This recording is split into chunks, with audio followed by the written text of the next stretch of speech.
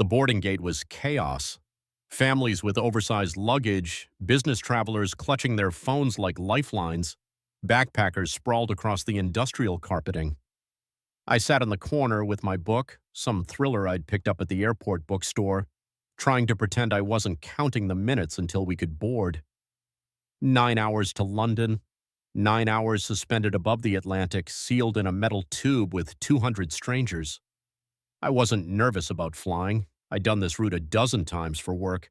But there was something about long-haul flights that always left me feeling exposed, vulnerable in a way I couldn't quite name. Maybe it was the forced intimacy of being pressed shoulder to shoulder with people you'd never see again.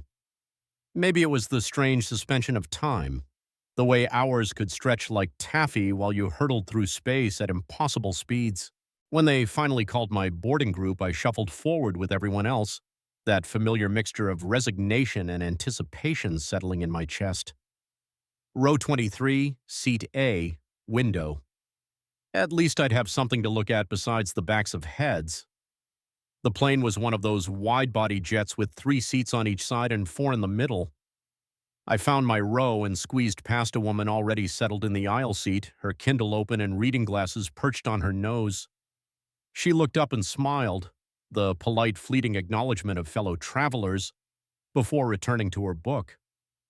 I stowed my carry-on in the overhead bin and settled into 23A, immediately claiming both armrests in that territorial way airplane passengers do. The window showed nothing yet but the jetway and ground crew moving around like ants. I pulled out my phone to send the obligatory boarding now text to my sister, then tucked it into airplane mode. People were still filing down the aisle, that awkward dance of finding seats and wrestling luggage into overhead compartments. I watched absently, already mentally preparing for the long haul ahead. Sleep mask, noise-canceling headphones, downloaded movies on my tablet. I had it down to a science. That's when I saw him. He was moving slowly down the aisle, checking seat numbers, and something about him made me look twice. Not because he was conventionally handsome, though he was in that understated way some men carry themselves, but because of how he moved. Deliberate, careful, like he was trying not to take up too much space in the world. Dark hair, slightly mussed, a navy sweater that looked soft, expensive but not flashy, jeans that fit him well. He had a canvas messenger bag slung over one shoulder and was carrying a paperback book, his thumb marking his place between the pages. When he stopped to help an elderly woman lift her bag into the overhead bin, I caught a glimpse of his profile. Sharp jawline, gentle eyes, the kind of face you might not notice in a crowd but couldn't forget once you did. He was still 3 rows away when I realized where this was going. The empty seat beside me, 23B, was his destination. I could tell by the way he was counting off the row numbers, his eyes scanning the seat letters. Some part of me wanted to look away, to pretend I hadn't noticed, but I found myself watching as he approached.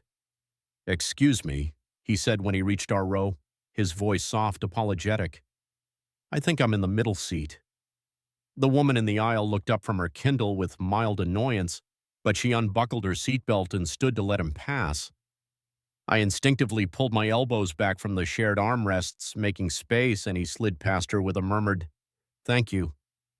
"Sorry," he said again, this time to me as he settled into 23B. "I hope I'm not disturbing you." "Not at all," I replied, and meant it. There was something about his presence that felt settled, calm, like he carried his own pocket of quiet with him wherever he went. He stowed his messenger bag under the seat in front of him and buckled his seatbelt, his movements economical and practiced. A frequent flyer, I could tell. No fumbling with the overhead bins, no frantic checking of his boarding pass. When he opened his book, I caught a glimpse of the cover, something literary I didn't recognize. He held it at just the right angle so the pages wouldn't intrude into my space. I tried to go back to my thriller, but found myself stealing glances at him from the corner of my eye. The way he turned pages, careful and quiet, the way his hands looked holding the book. Long fingers, a simple watch on his left wrist, no wedding ring. The way he seemed completely absorbed in his reading, like he'd already forgotten there were 200 other people on this plane. The flight attendants were doing their safety demonstration, and most passengers were ignoring it with practiced indifference. But he watched, his attention polite and complete, as if he'd never seen it before. When the attendant pointed out the emergency exits, his gaze followed. When she demonstrated the seatbelt, he absently touched his own, making sure it was properly fastened. There was something almost endearing about it, this careful attention to details that everyone else had learned to tune out. The captain's voice crackled over the intercom. "Flight attendants, please prepare for departure." As we pushed back from the gate, I felt that familiar flutter of anticipation mixed with anxiety. Takeoff always affected me that way. That moment of surrendering control, of trusting physics and engineering to carry you safely into the sky. I gripped the armrest slightly, an unconscious reflex. That's when I noticed his hand on the armrest between us, just inches from mine. His knuckles were slightly white, mirroring my own tension. For some reason, this small display of nervousness made him seem more human, more real. The plane turned onto the runway, engines spooling up with that deep, thrumming whine. We accelerated faster and faster until that magical moment when the wheels left the ground and we were airborne. The sensation of liftoff always amazed me. The way a machine this massive could defy gravity, could carry us up into the clouds like it was the most natural thing in the world. I must have made some small sound of wonder because he looked over at me and smiled. Not the polite stranger on a plane smile, but something warmer, more genuine. "Never gets old, does it?" he said, and his voice had a quality I couldn't quite place, an accent that wasn't quite American, wasn't quite British, something softer around the edges. "No," I agreed. "I've done this flight dozens of times, and it still feels like magic." We watched the city shrink below us, the neat grid of streets giving way to suburban sprawl, then farmland, then nothing but clouds. The plane banked gently to the east, and sunlight streamed through the window, warm on our faces. He went back to his book and I to mine, but something had shifted. The silence between us no longer felt empty or awkward. It felt companionable, like we were sharing the experience of flight in some wordless way. An hour passed, maybe two. The seatbelt sign had long since been turned off, and people were moving about the cabin, stretching legs and visiting the bathrooms. The flight attendants came by with the first meal service, some kind of chicken that probably tasted like cardboard, but I was hungry enough not to care. He ordered the vegetarian option, which for some reason didn't surprise me. When the flight attendant set down his tray, I caught a whiff of his cologne. Something subtle, woody, like cedar and rain. It was the kind of scent that didn't announce itself, just lingered quietly in the space around him. We ate in relative silence, occasionally bumping elbows as we maneuvered our plastic forks in the cramped space. Each accidental touch sent a small jolt of awareness through me. Nothing dramatic, nothing I could even really call attraction yet, just noticing. The warmth of his arm when it brushed mine. The careful way he cut his food. The fact that he ate everything on his tray, even the slightly wilted salad. "First time to London?" I asked when we'd both finished eating, though I already suspected the answer was no. He shook his head, dabbing at his mouth with the small napkin. "I go several times a year for work. You?" "Same. Well, not several times. Maybe 4 or 5. What do you do?" There was a pause, so brief I almost missed it, like he was deciding how much to reveal. "I'm a translator," he said finally. "Technical documents, mostly. Medical equipment manuals, that sort of thing. Not exactly glamorous." "Sounds interesting, actually. How many languages do you speak?" Another small smile. 5 fluently. A few others well enough to get by. It's useful for travel, if nothing else. 5 languages. I tried to imagine having words for the world in 5 different ways, being able to think in different grammatical structures, different cultural frameworks. It seemed impossibly sophisticated to someone like me who struggled with high school Spanish. "What about you?" he asked, and I realized I'd been staring. "Software development. Even less glamorous than translation, I promise. I build databases for insurance companies." "But necessary," he said, and there was no condescension in his voice, no polite dismissal. He seemed genuinely interested. The world runs on data now. Someone has to organize it all. I found myself smiling. That's possibly the nicest thing anyone's ever said about my job. He laughed, a soft sound barely audible above the plane's engine noise. I spend my days translating instruction manuals for MRI machines. I understand unglamorous work. The flight attendants came to collect our trays and we settled back into our seats. The cabin was dimming as the sun set somewhere behind us, chasing us east across the Atlantic. People were beginning to recline their seats, pulling out blankets and eye masks, preparing for the long night ahead. I pulled out my tablet and headphones, intending to watch a movie, but found myself hesitating. There was something about the growing intimacy of the darkening cabin, the way we were all settling in for the night like passengers on some old-fashioned ocean liner. It seemed almost rude to shut myself away behind a screen. "Do you mind if I read?" he asked, pulling out a small book light. "I know some people prefer it dark for sleeping." "Not at all. I'm a night owl anyway." He clipped the light to his book, and the small circle of illumination created a cocoon of privacy around us. I could see his face clearly in the pale LED glow.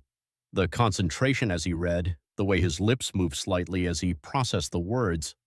I wondered if he was reading in English or one of his other languages.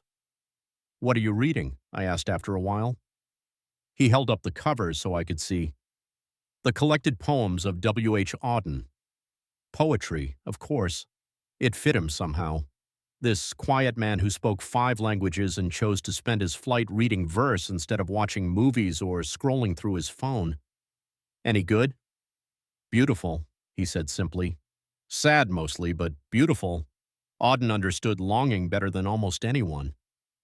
He paused, seeming to consider something. "Would you like to hear one?"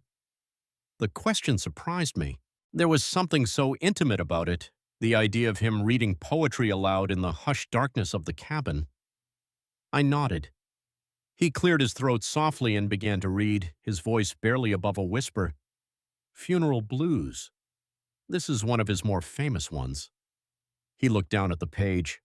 "Stop all the clocks, cut off the telephone, prevent the dog from barking with a juicy bone, silence the pianos, and with muffled drum, bring out the coffin, let the mourners come." His accent, which I was beginning to place as vaguely European, maybe Dutch or Scandinavian, gave the words a musical quality. He continued reading, his voice growing even softer, more intimate, as if he were sharing a secret. "Let aeroplanes circle moaning overhead, scribbling on the sky the message he is dead, put crepe bows round the white necks of the public doves, let the traffic policemen wear black cotton gloves." I found myself holding my breath, caught up in the rhythm of the words and the quiet intensity in his voice.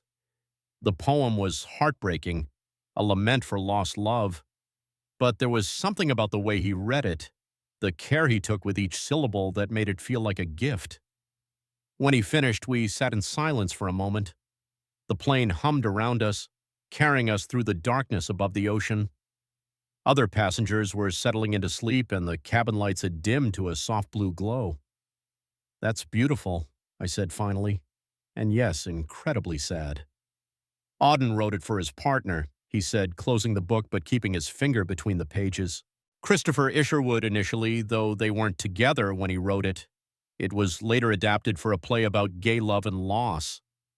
There it was, the word hanging in the air between us, gay, said so casually, so matter-of-factly, but I felt something shift in my chest.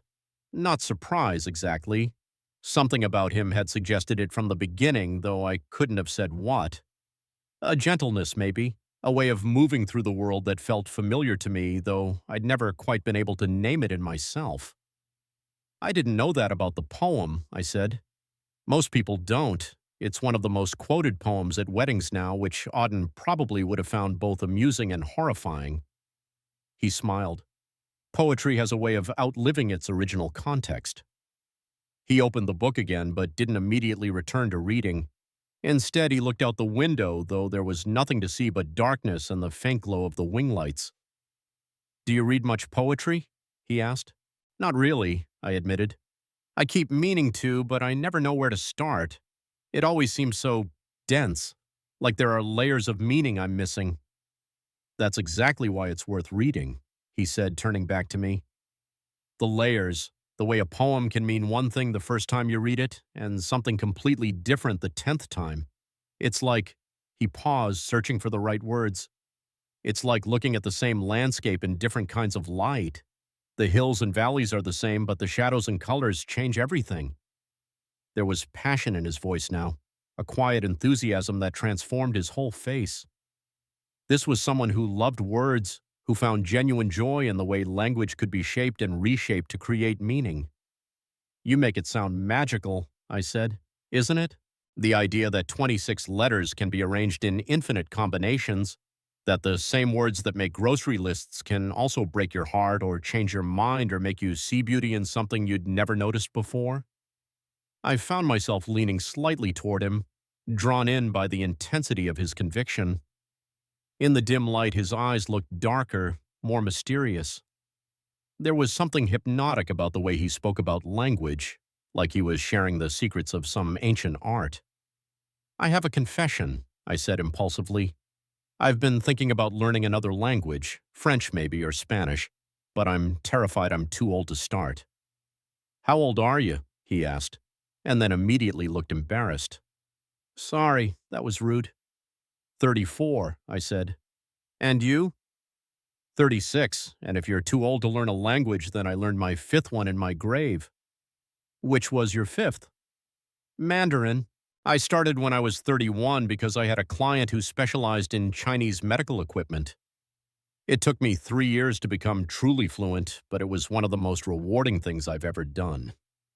He shifted in his seat, angling toward me slightly. There's something about learning to think in a different language, to understand how another culture organizes reality. It changes you in ways you don't expect. How do you mean? He was quiet for a moment, considering. In English, we say, I am sad. The sadness is something we possess, something that defines us temporarily. But in Mandarin, you might say something closer to sadness comes to me, or I encounter sadness. The emotion is separate from the self, something external that you experience rather than something you become. I stared at him. That's profound. Language shapes thought more than most people realize. When you learn a new one, you're not just acquiring vocabulary and grammar. You're learning a new way of being in the world. The plane hit a patch of turbulence, nothing serious but enough to make us both grab the armrests instinctively. Our hands landed inches apart on the shared armrest between us, and for a moment neither of us moved. I could feel the warmth radiating from his skin, could see the fine dark hair on the back of his wrist. The turbulence passed, but we didn't move our hands. I'm sorry, he said quietly.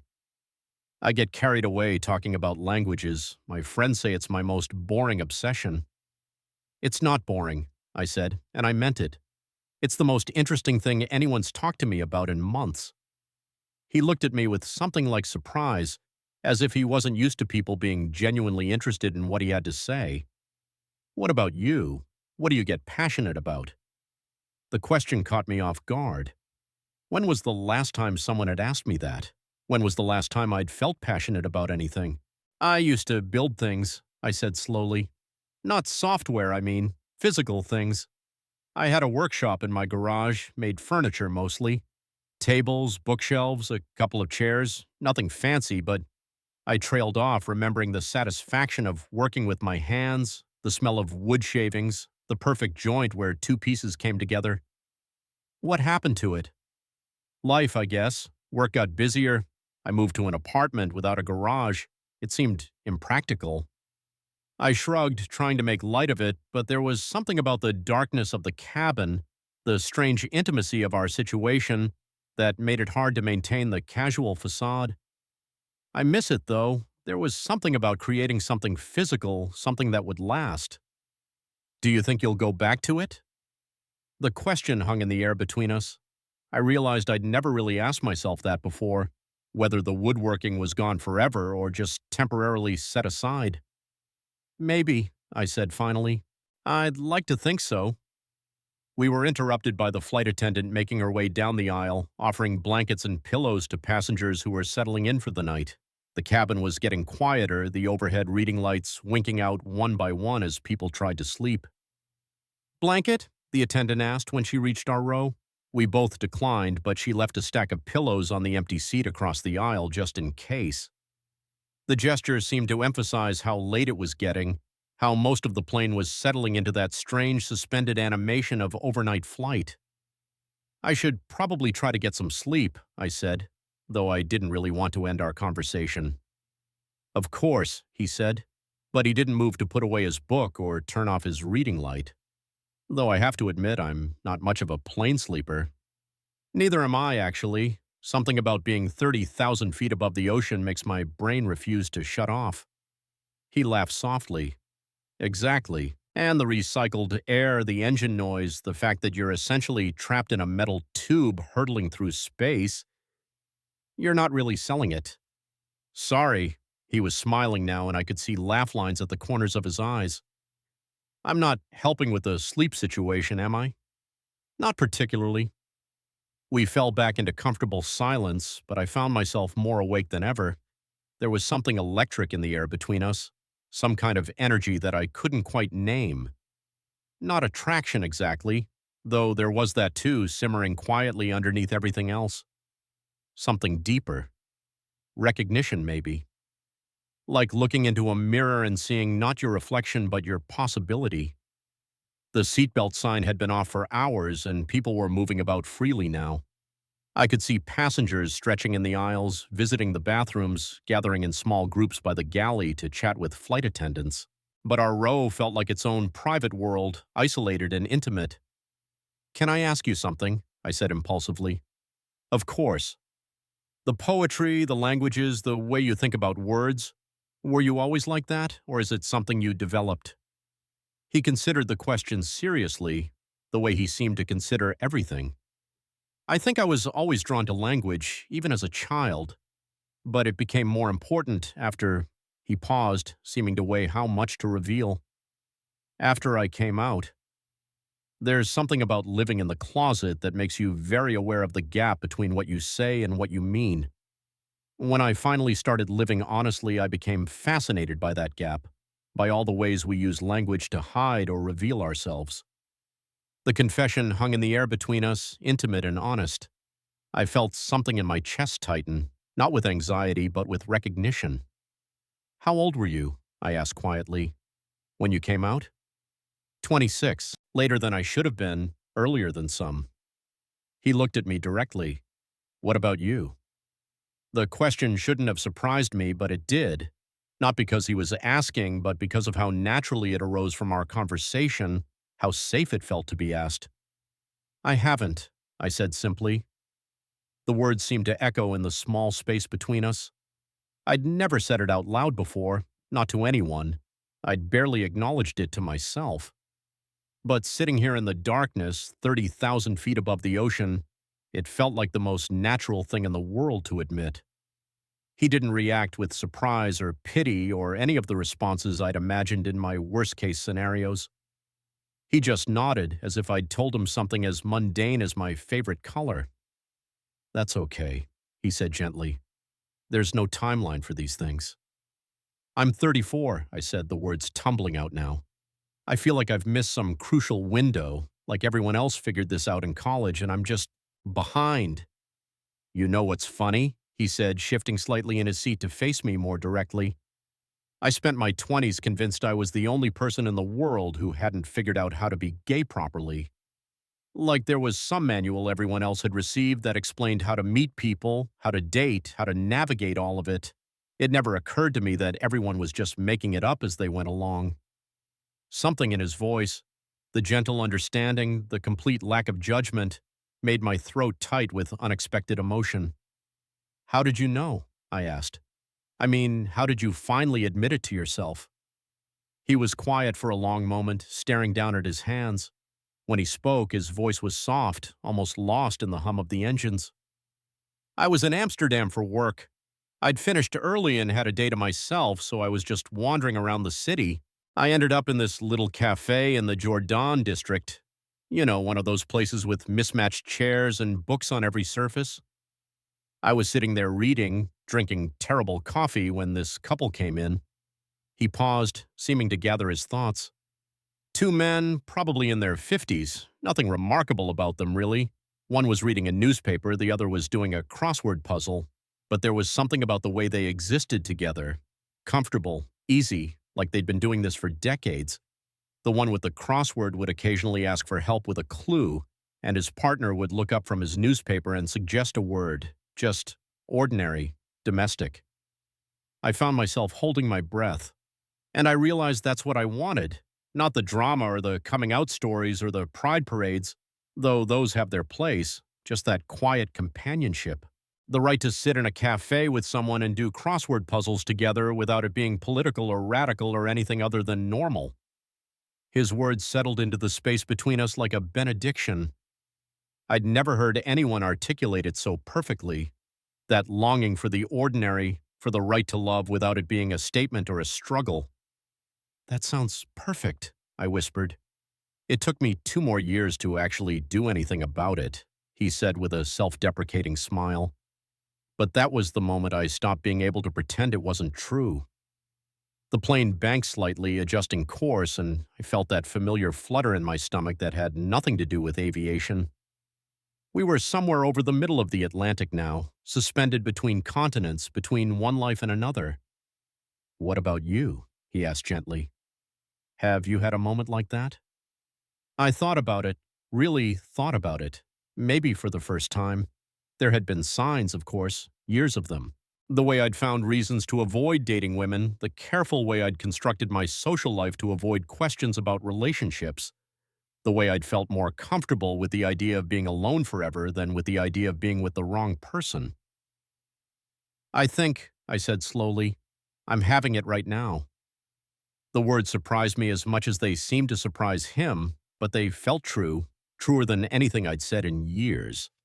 Something about this conversation, about the safety of this darkened cabin and this gentle stranger who read poetry and spoke 5 languages, had cracked something open inside me. He didn't say anything, just reached over and touched my hand briefly. The lightest possible contact, just his fingertips against my knuckles. But it was enough. I felt seen in a way I'd never experienced before. "That's brave," he said quietly. "It doesn't feel brave. It feels terrifying." Same thing sometimes. The flight attendants were dimming the lights even further, and most of the cabin had settled into sleep. The occasional cough or shifting in seats, the soft ping of a call button, but otherwise just the steady hum of the engines carrying us through the night. "We should probably try to get some rest," I said, though I was more awake than I'd ever been. "Probably," he agreed, but neither of us moved to put away our reading materials or recline our seats. Instead, we sat in the growing darkness, hyper-aware of each other's presence. I could hear his breathing, steady and calm. Could smell that subtle cologne, cedar and rain. Could feel the warmth radiating from his body in the narrow space between our seats. "I'm glad you sat next to me," I said impulsively. He turned to look at me, and in the dim blue glow of the emergency lighting, his face looked almost ethereal. "Me too," he said simply. Time seemed to stretch and compress simultaneously. I had no idea how long we sat there, not quite touching but acutely aware of every inch of space between us. My body felt hyper-alert, every nerve ending alive with possibility. At some point he shifted in his seat and his knee brushed against mine. Neither of us moved away. The contact was electric, sending awareness shooting up my leg and into my chest. Such a small thing. The kind of accidental touch that happens hundreds of times on airplanes, but it felt momentous. "Are you comfortable?" he whispered, and I realized I'd been sitting rigid in my seat, afraid to move and break the spell. "Yes," I lied. He smiled like he knew I was lying. "The seats on these planes are torture devices disguised as furniture. I think that's the point. If we were too comfortable, we'd never want to land." Would that be so terrible? The question hung in the air between us, loaded with meaning I wasn't quite ready to examine. Would it be terrible to stay suspended like this, between takeoff and landing, Between one life and another? To exist in this liminal space where anything seemed possible? I don't know, I said honestly. He shifted again, this time deliberately, turning slightly toward me. Our knees were definitely touching now, a solid line of contact that seemed to carry electric current. Can I tell you something? He said, his voice barely audible above the engine noise. I nodded. I've been thinking about that cafe in Amsterdam a lot lately. Not just the couple I saw there, but the feeling I had watching them, the longing. I thought once I came out, once I started dating, that feeling would go away, but it hasn't. What do you mean? I mean, I've had relationships, some of them good, some of them less good. But I've never had that thing I saw in the cafe, that easy companionship, that sense of home. There was something vulnerable in his voice, a quality that made me want to reach out and touch his face, to offer some kind of comfort. Instead, I pressed my knee more firmly against his. Maybe it takes time, I said. Maybe it's not something you find, it's something you build. Maybe. He was quiet for a moment. Or maybe I've been looking in the wrong places. The implication in his words made my heart race. Surely he wasn't suggesting, but there was something in his tone, in the way he was looking at me in the dim light, that made me wonder. Where have you been looking? I asked, my voice coming out rougher than I'd intended. Dating apps, mostly. The occasional setup through friends, the usual places. He paused. All very deliberate, very planned. Maybe that's the problem. What do you mean? Maybe the best connections happen when you're not looking for them, when you're just living your life, reading poetry on an airplane, talking to a stranger about woodworking and Mandarin grammar. My breath caught in my throat. He was looking directly at me now, his eyes dark and serious in the emergency lighting. The space between us felt charged, electric with possibility. Maybe, I whispered. He reached up and adjusted his reading light, angling it so it created an even smaller circle of intimacy around us. In that tiny pool of light, we might have been the only two people in the world. What's your name? He asked suddenly. The question startled me. We'd been talking for hours, sharing confessions and poetry, and the most honest conversation I'd had in years, and we'd never exchanged names. David, I said. Oliver. He extended his hand formally as if we were meeting for the first time. Pleased to meet you, David. I took his hand and the contact sent another jolt of electricity through me. His skin was warm, slightly rough, and when I went to pull away, he held on just a moment longer than necessary. Pleased to meet you too, Oliver. We were still holding hands, not shaking anymore, just holding. Our fingers intertwined naturally, as if they'd been made to fit together. I stared down at our joined hands, amazed by how right it felt. Is this okay? He whispered. I looked up at him, this man who'd been a stranger 6 hours ago and now felt like the most important person in my world. Yes, I said, and meant it completely. We sat like that for what felt like hours, but was probably only minutes, hands clasped in the small space between our seats. I could feel his pulse through his wrist, steady and strong. Could see the rise and fall of his chest as he breathed. The cabin around us had settled into deep sleep. Even the flight attendants had retreated to their jump seats, and the only light came from our reading lamp and the soft blue glow of the emergency exits. We were suspended in darkness, 35,000 feet above the Atlantic, and I had never felt more awake, more present, more alive. David, Oliver said softly, and something in the way he said my name made me look up at him. His face was closer than it had been before, and I realized we'd both been leaning toward each other unconsciously, drawn by some invisible force. Yeah? I need to tell you something. My heart stopped. Here it was, the moment when he'd reveal some crucial detail that would shatter this perfect bubble we'd created. A boyfriend back home, a wife, some reason why this connection I felt so strongly was impossible. Okay, I said, trying to keep my voice steady. He squeezed my hand gently. I haven't felt like this in maybe ever, this sense of recognition, of rightness. like I've been waiting my whole life to have this conversation. Relief flooded through me, followed immediately by something that might have been joy. I know what you mean, I said. Do you? His thumb traced across my knuckles, a feather-light touch that sent shivers up my arm. Because I'm terrified I'm reading this wrong, that I'm projecting something onto a kind stranger who is just being polite. I studied his face in the lamplight, the uncertainty in his eyes, the vulnerability in the set of his mouth. This beautiful, intelligent man who spoke 5 languages and read poetry and thought deeply about the nature of connection was afraid he was misreading the situation. You're not reading it wrong, I said firmly. Something in his expression relaxed, and he smiled. Not the polite airplane smile from hours ago, but something genuine and warm and devastating. Good, he said simply. We were interrupted by a soft chime as the captain's voice came over the intercom. Ladies and gentlemen, we're currently experiencing some light chop as we pass through a weather system. Please return to your seats and keep your seatbelts fastened. The plane shuddered slightly, nothing dramatic, but enough to remind us that we were still hurtling through space in a metal tube. A few passengers stirred in their seats, but most remained asleep. We should probably, I started to say, gesturing toward our seatbelts. Right, Oliver said, but neither of us moved to let go of each other's hands. The turbulence increased slightly and the plane rocked from side to side. I felt my stomach lurch, not from the motion but from the intensity of what was happening between us. We should probably fasten our seatbelts, I said reluctantly.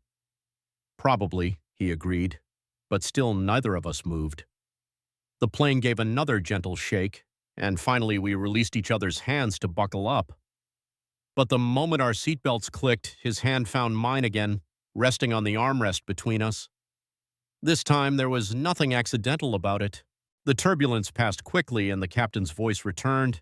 Folks, we're through that rough patch now. You're free to move about the cabin again, though we do recommend keeping your seatbelts loosely fastened while seated. But we stayed buckled, hands clasped, existing in our small circle of light while the rest of the plane slept around us. I could feel myself getting drowsy despite the adrenaline coursing through my veins. The combination of altitude, recycled air, and emotional intensity was finally catching up with me. You should try to get some sleep, Oliver said softly, noticing my eyelids growing heavy. So should you. I will, but you look exhausted. I wanted to protest, to say I wasn't tired, to keep this moment suspended forever, but my body was betraying me. The weight of the long day and the emotional revelations finally taking their toll. Will you? I started, then stopped, embarrassed by what I'd been about to ask. Will I what? Will you stay awake? Just for a little while? I don't want to wake up and find out this was all a dream. His expression softened, and he squeezed my hand gently. I'll be right here, he promised. Sleep. I reclined my seat slightly and closed my eyes, but kept my hand in his. The last thing I remembered before drifting off was the gentle pressure of his thumb tracing circles on my palm. I woke to the soft ding of the seatbelt sign and the captain's voice announcing our initial descent into London. For a moment I was disoriented, unsure where I was or why my hand felt warm. Then memory flooded back and I turned to see Oliver watching me with a soft smile. Good morning, he said quietly. Did I sleep long? About 3 hours. You missed the breakfast service, but I saved you a muffin. He gestured to a small wrapped pastry on his tray table. Did you sleep at all? A slight hesitation. A little. I suspected he was lying, that he'd spent the entire time watching over me like he'd promised. The thought filled me with a warmth that had nothing to do with the recycled cabin air. Thank you, I said, meaning more than just the muffin. For what? For staying, for... I gestured vaguely between us, unable to articulate the magnitude of what had happened in the darkness above the Atlantic. Thank you too, he said simply. The plane was beginning its descent now, that subtle change in engine pitch and air pressure that signaled the beginning of the end of our journey. I felt a sharp pang of loss, as if someone had reached into my chest and squeezed. What time do we land? I asked, though I already knew. 7:30 local time. He glanced at his watch. About 40 minutes. 40 minutes. Less than an hour before this bubble of intimacy burst, before we returned to the real world where we were strangers who happened to sit next to each other on a plane. "Oliver," I said, surprised by the urgency in my own voice. "Yeah?" "When we land, what happens?" The question I'd been avoiding all night hung in the air between us. He was quiet for a long moment, staring out the window at the clouds beginning to thin as we descended. "I don't know," he said finally. "What do you want to happen?" It was such a simple question, but it felt impossibly complex. What did I want? Everything had changed in the space of one night. My entire understanding of myself, of what I wanted from life, had shifted so dramatically that I felt like I was experiencing emotional vertigo. I started, then stopped. How could I possibly articulate the depth of what I was feeling? "I want to know you, really know you. Not just airplane conversation, but everything. Your favorite coffee shop, what makes you laugh, how you look when you first wake up in the morning." His intake of breath was audible even over the engine noise. "David," he said, and there was something almost pained in his voice. "I know it's crazy," I said quickly. "I know we just met. I know this probably happens to you all the time." "It doesn't." His interruption was firm. "This has never happened to me before, not like this." "Then what's the problem?" He turned to face me fully, and I could see the conflict in his eyes. "The problem is that in 40 minutes you're going to walk off this plane and back into your life, your closeted life, and I'm going to walk back into mine, and this perfect bubble we've created is going to pop." The words hit me like a physical blow. Because he was right, wasn't he? In less than an hour, I'd be standing in the customs line at Heathrow, and then what? Would I go back to my hotel, to my business meetings, to my carefully constructed life of half-truths and omissions? Would I pretend this never happened? "It doesn't have to be like that," I said, but even I could hear the uncertainty in my voice. "Doesn't it?" His hand tightened on mine. "David, you've never been with a man. You've never even admitted to yourself that you want to be. Do you really think you're ready to, what? Start dating? Come out to your friends and family? Turn your whole life upside down for someone you met on an airplane?" Each question was like a knife twist, not because they were cruel, but because they were fair. Was I ready for any of that? Could I be? "I don't know," I admitted. "But I know I don't want to lose this, lose you.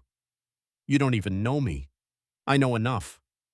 I turned in my seat to face him directly. "I know you're kind and intelligent, and you think about the world in ways that make me want to be a better person. I know you read poetry and speak 5 languages, and you helped an old woman with her luggage without being asked. I know that talking to you feels like coming home to a place I've never been." His eyes were bright with unshed tears. "You can't know all that from one conversation." "Can't I?" The plane shuddered slightly as the landing gear extended, that mechanical whirring sound that meant we were really truly descending.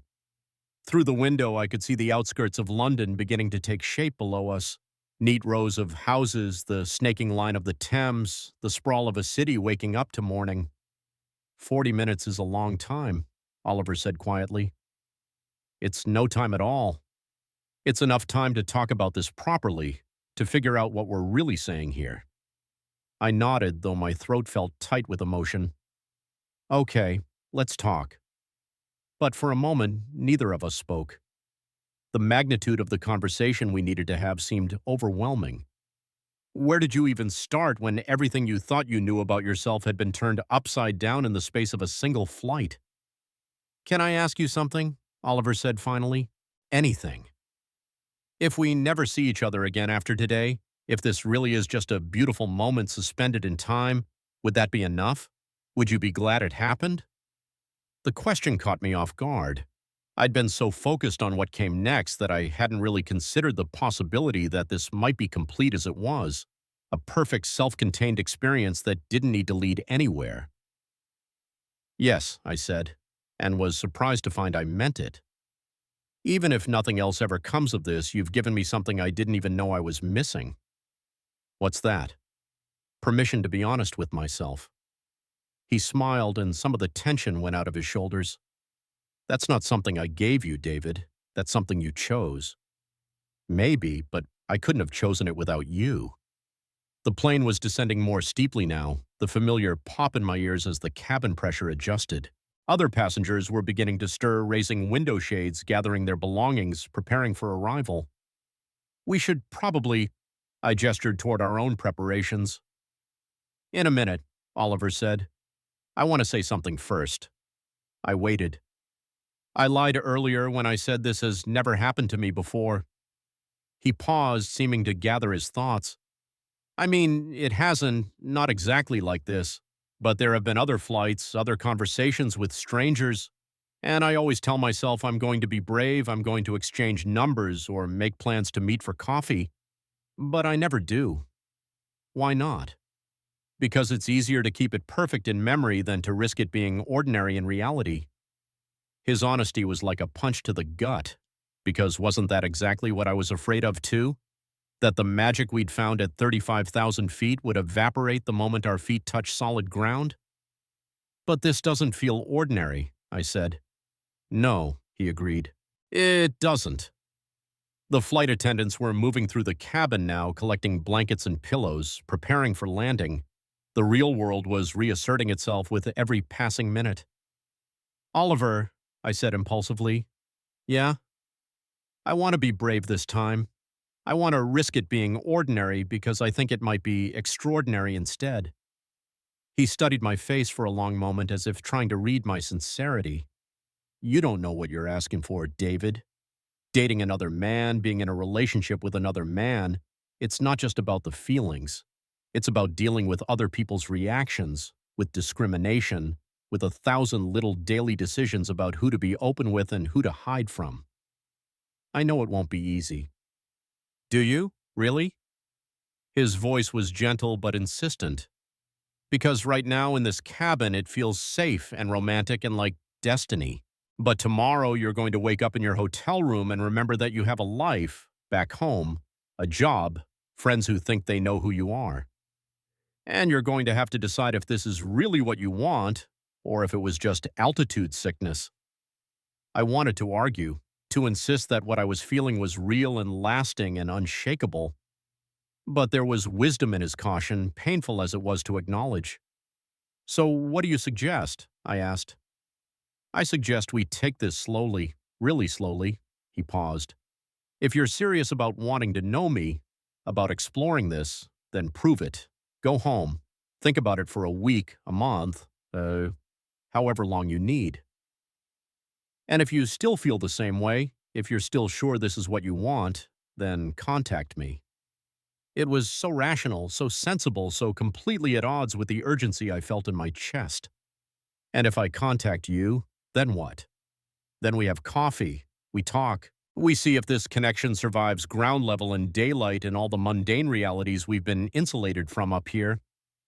The plane banked into its final approach and I could see the runway lights beginning to appear below us. We had maybe 10 minutes left. I need your number, I said. He hesitated. David, I need it, I repeated. I understand what you're saying about taking time to think, and you're probably right. But I need to know I can find you if I decide I'm ready. After another moment's hesitation, he pulled out his phone and showed me his contact information. I entered it into my own phone, my fingers shaking slightly as I typed. There, I said. Oliver Hendricks. Oliver Hendricks, he confirmed. And you're David. Chen, I finished, showing him my own contact screen. David Chen. He repeated my name like he was memorizing it. Nice to officially meet you. The formality of the exchange felt strange after the intimacy of the past few hours, but it also made everything feel more real, more concrete. These weren't just airplane confessions that would disappear with the recycled air. This was an actual connection between two actual people with actual names and phone numbers. Ladies and gentlemen, we're beginning our final approach into London Heathrow Airport, the captain announced. Please ensure your seatbacks and tray tables are in their upright and locked positions, and that your seatbelts are securely fastened. Around us, the cabin erupted into activity as passengers complied with the announcement. But Oliver and I remained still, looking at each other in the growing daylight streaming through the window. I should probably put this away, he said, holding up his book of poetry. Wait, I said impulsively. Read me one more. Something about beginnings. He smiled and flipped through the pages, his finger trailing down lines of text until he found what he was looking for. This is Adrienne Rich, he said softly. What kind of beast would turn its life into words? He paused, meeting my eyes. What atonement is this all about? And yet, writing words like these, I'm also living. The words hung in the air between us as the plane touched down with a gentle bump, the engines reversing with a roar that signaled the end of our journey. I'm also living, I repeated. Yeah, he said, closing the book. I like that part too. The plane taxied toward the gate, and passengers around us were already standing, reaching for overhead compartments, checking their phones for messages that had accumulated during the flight. But we remained seated, neither of us quite ready to break the spell. We should get our things, Oliver said finally. Yeah. But neither of us moved. We sat there, hands still clasped on the armrest between us, watching other passengers gather their belongings and prepare to disembark. This is harder than I thought it would be, I admitted. Saying goodbye? I don't want to say goodbye. I want to follow you through customs and baggage claim and wherever you're going next. I want to extend this as long as possible. His thumb traced across my knuckles one more time. That's not how this works, though. We both have places to be, people expecting us. He was right, of course. I had a meeting in 3 hours with a potential client, a presentation I'd been preparing for weeks. Oliver probably had his own obligations, his own reasons for being in London. David, he said softly. Yeah? Promise me something. Anything. Promise me you won't make any big decisions about your life based on one conversation with a stranger on an airplane. I wanted to protest that he wasn't a stranger anymore, that one conversation could sometimes be enough to change everything. But I could see the wisdom in what he was asking. I promise, I said. If you promise me something too. What? Promise me you won't disappear, that if I do contact you, when I contact you, you'll at least give us a chance to see if this is real. He was quiet for a moment, studying my face. Then he nodded. I promise. The plane had stopped moving and the seatbelt sign dinged off. Around us, passengers were flooding into the aisles, eager to stretch their legs and begin the process of re-entry into their regular lives. We should go, Oliver said, but his hand was still in mine. I know. Finally, reluctantly, we released each other and stood to gather our belongings. My messenger bag felt heavier than it had 9 hours ago, weighted with the significance of what had happened during the flight.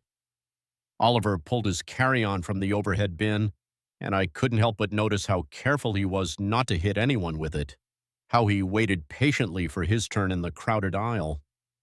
Even in the chaos of deplaning, he moved with that same quiet consideration I'd noticed when he'd first sat down.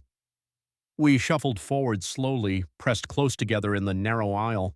I could smell his cologne again, that subtle scent of cedar and rain that had become so familiar over the course of the flight. I wanted to memorize it, to hold on to every sensory detail of this experience. Thank you, he said as we neared the door of the plane. For what? For the most honest conversation I've had in years. Before I could respond, we were at the threshold of the aircraft, the flight attendants smiling their professional smiles and thanking us for flying with them. The jetway stretched ahead, leading us back to solid ground and separate lives. We walked together in silence, our footsteps echoing in the enclosed space. Other passengers flowed around us, eager to get to their destinations, but we moved slowly, reluctantly. At the end of the jetway, we emerged into the terminal, and suddenly we were surrounded by the bustle of Heathrow Airport. Departure boards, coffee shops, travelers hurrying in every direction. After the intimate capsule of the airplane, it felt overwhelming. I go this way, Oliver said, pointing toward the EU citizens' line for passport control. I go that way, I said, indicating the longer line for visitors. We stood there for a moment, neither of us quite ready to part ways. David, he said finally. Yeah? Whatever happens next, I want you to know that this flight changed something for me too. Reminded me why human connection matters, why it's worth being vulnerable with someone. My throat felt tight. Oliver, go, he said gently. Live your life. Figure out what you want. And if what you want includes me, well, you know how to find me. He leaned forward and kissed my cheek, a soft, brief touch that somehow contained everything we hadn't said. Then he turned and walked toward his lane, his messenger bag bouncing gently against his hip. I watched him go, memorizing the way he moved, the set of his shoulders, the way he paused to let an elderly woman go ahead of him in line. Even from behind, even in a crowded airport, he was unmistakably himself. He turned back once just before reaching the passport control booth, and our eyes met across the terminal. He raised his hand in a small wave, and I raised mine in return. Then he was through, disappearing into the maze of corridors beyond security, and I was alone. I stood there for several minutes, feeling somehow bereft. The noise and motion of the airport swirled around me, but I felt detached from it all, as if I were watching a movie of someone else's life. Finally, I forced myself to move toward the visitors line, joining the queue of tourists and business travelers waiting to have their passports stamped.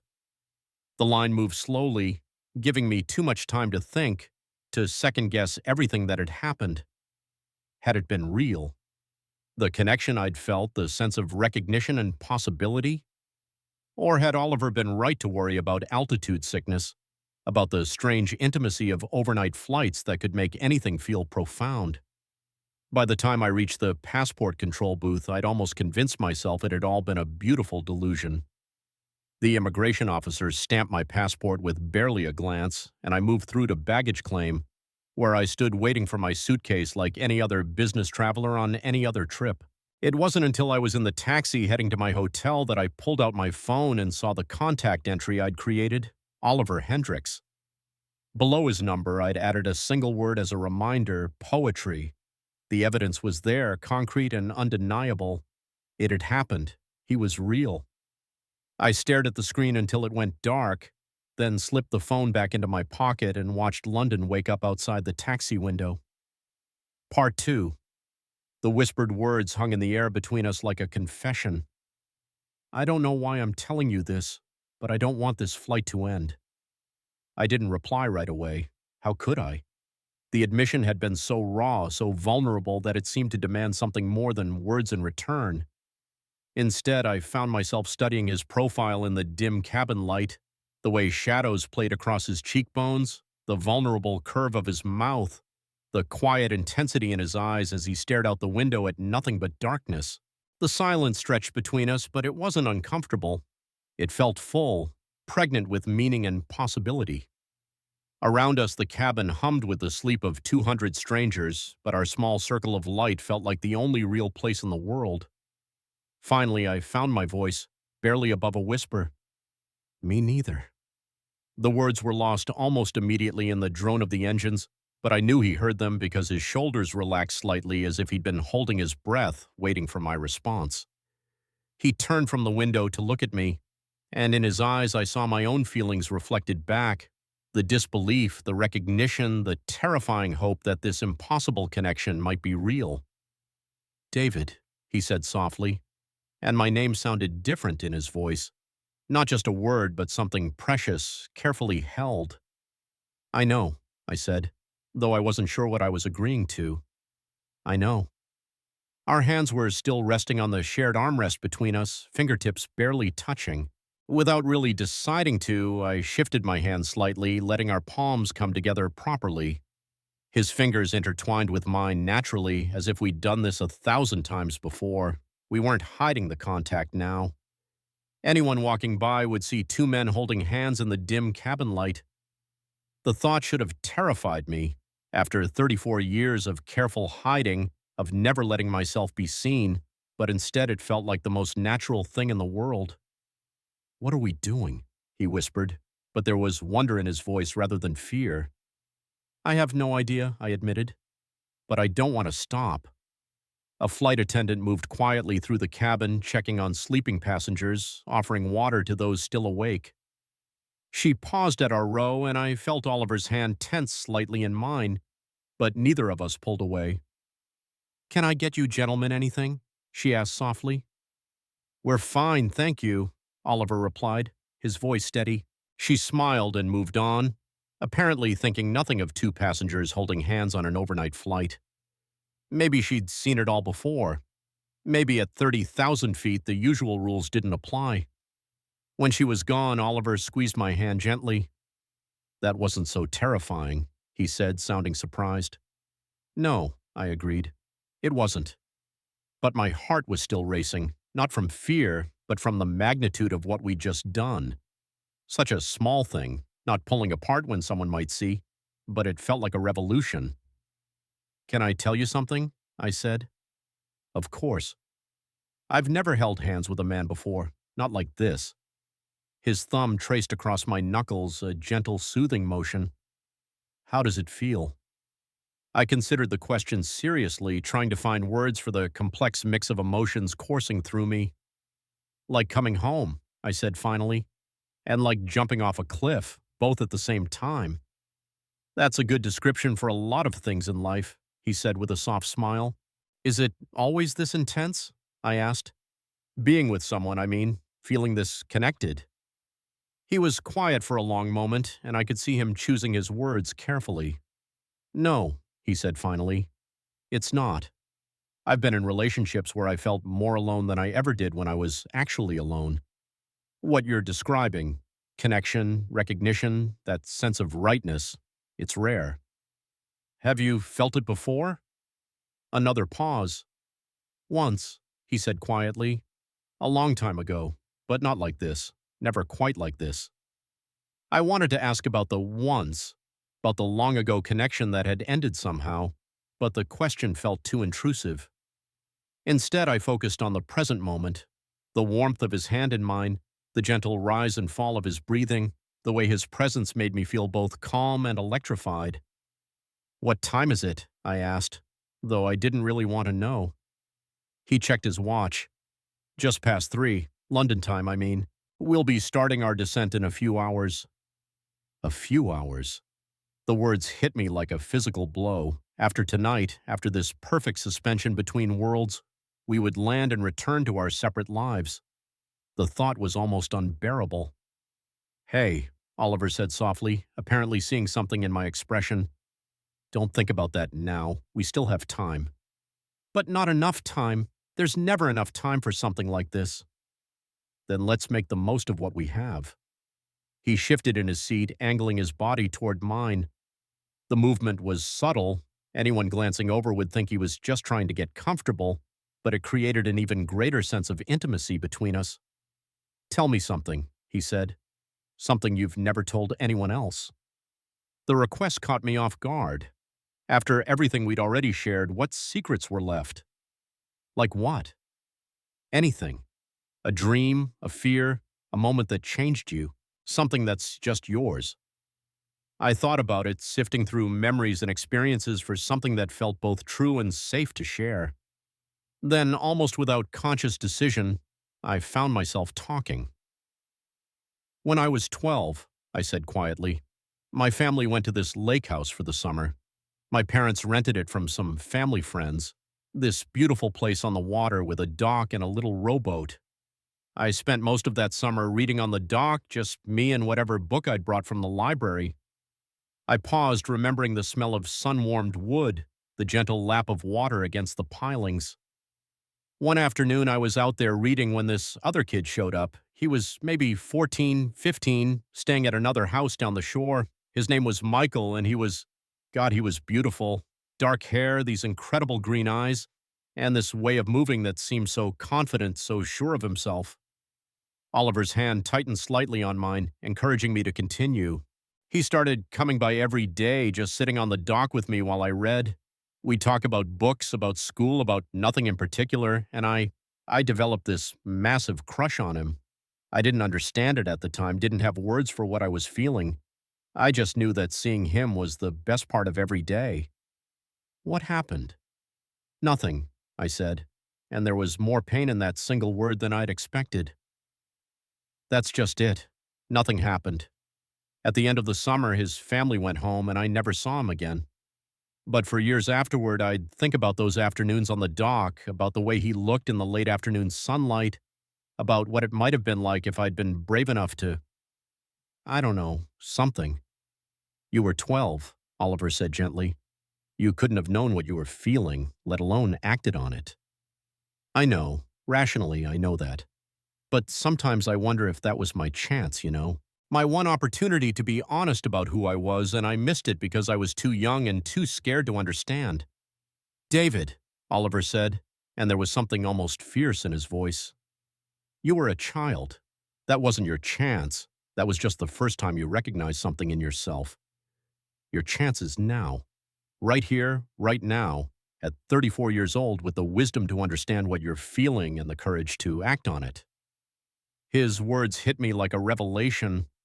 All these years I'd been carrying around the idea that I'd missed my moment, that authentic happiness was something other people got while I settled for safe approximations. But maybe Oliver was right. Maybe this was my moment.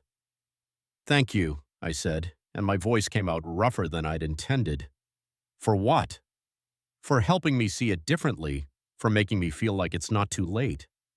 It's not too late, he said firmly. It's never too late to start living authentically. We fell into comfortable silence again, still holding hands, still existing in our small bubble of intimacy. But there was a different quality to the quiet now. Less tentative, more settled. Like we'd moved past the question of whether this connection was real and into the more complex territory of what to do about it. Oliver, I said after a while, what happens when we land? It was the question we'd been dancing around all night, but suddenly I needed to voice it, because as perfect as this suspended moment felt, we couldn't stay on this plane forever. He was quiet for so long I thought he might not answer. When he finally spoke, his voice was careful, measured. I don't know, he said. What do you want to happen? I started, then stopped. How could I possibly articulate the depth of what I was feeling? I want to see you again. I want to have coffee and talk about books and languages and everything else we haven't had time to cover. I want to know what your apartment looks like and what you eat for breakfast and how you take your coffee. I paused, gathering courage for the next part. I want to know what it feels like to kiss you. The admission hung in the air between us, more intimate than anything we'd shared so far. I felt exposed, vulnerable, terrified that I'd said too much. But Oliver's response was immediate and warm. I want all of that too, he said softly. Relief flooded through me, followed quickly by a new kind of anxiety. But how? I mean, practically speaking, where do you live? Boston, he said. You?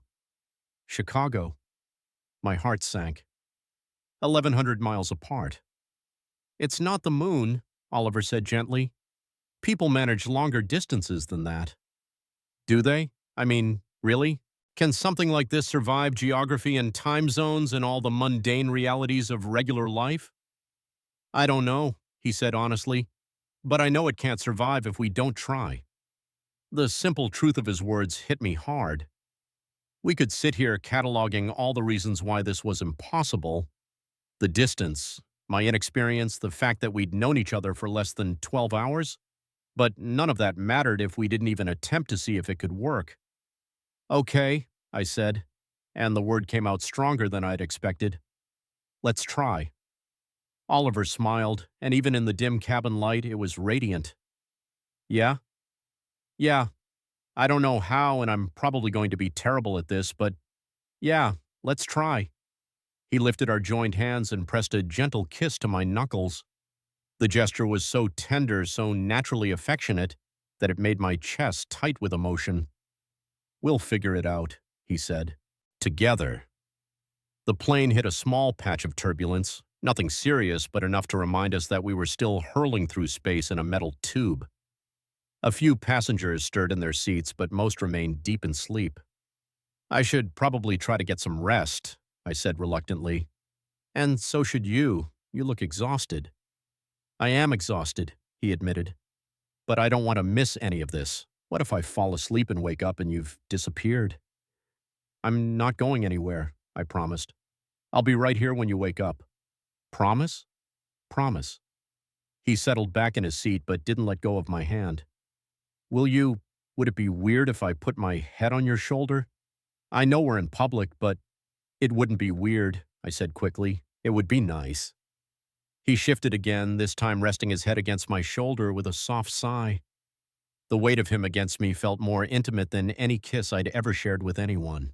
This trust, this vulnerability, this simple human contact, it was everything I'd been missing without even knowing it.